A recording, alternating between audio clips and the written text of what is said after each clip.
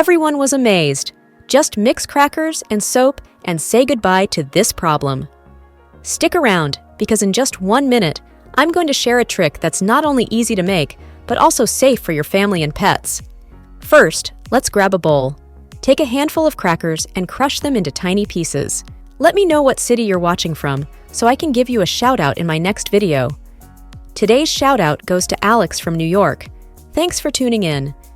Now take that bar of soap and grate it up. You might be wondering what this is for. I'll let you know in a moment. After grating the soap, mix it up well. Did you know that crackers are not just a snack? Their crunchy texture and irresistible scent act like a magnet for pests. When you crush them into tiny pieces, you enhance their aroma, making them even more appealing. The key here is that pests love the taste, so it makes for perfect bait. Meanwhile, the soap disrupts the pest's digestive systems once ingested, leading to their demise without any harsh chemicals involved. Plus, it's a safe option to use around kids and pets, which is a huge win. Place the cracker and soap mixture in areas where you've spotted those little intruders. The smell of the crackers will lure them right in, but once they take a bite, they won't stand a chance. What's great about this method is its non-toxic nature.